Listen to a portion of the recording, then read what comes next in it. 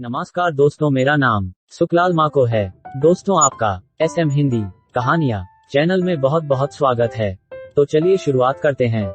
संजू और साहिल दोनों बचपन के दोस्त थे। दोनों ही शुरुआत से एक ही स्कूल में एक साथ जाया करते थे।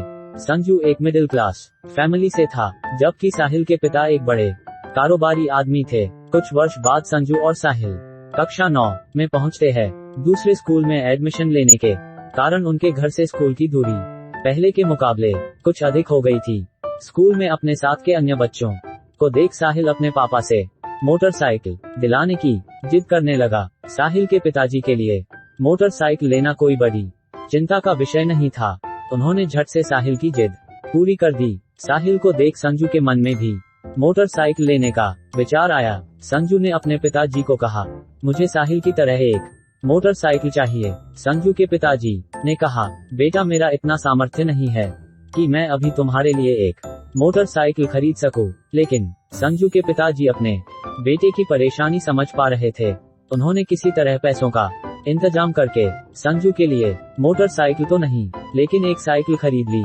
संजू साइकिल से खुश तो नहीं था, लेकिन स्कूल दूर होने पर मजबूरन वह साइकिल से ही जाने लगा। अब भी संजू अपने मन में यही विचार करता रहता कि साहिल की कितनी अच्छी किस्मत है कि उसके पास मोटरसाइकिल है। साथ ही वह अपनी बुरी किस्मत को दोष देता रहता था। वह कहता, काश मेरा जन्म भी एक अमीर परिवार में हुआ होता।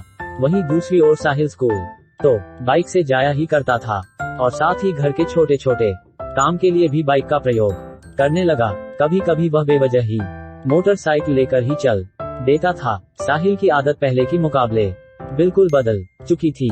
वह अधिक आलसी भी हो गया था।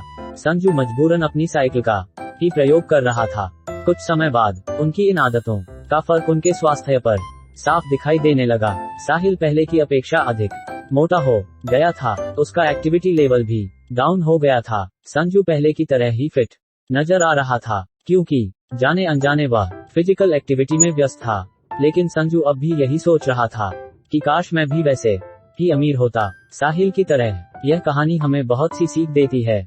दोस्तों, संजू की तरह हम भी हमारे पास क्या है यह छोड़ हम दूसरे के पास क्या है यह सोचकर दुखी होते रहते हैं, जबकि हमारे पास सामने वाले से भी अनमोल वस्तु होती है जिसे हम नजरअंदाज करते रहते हैं।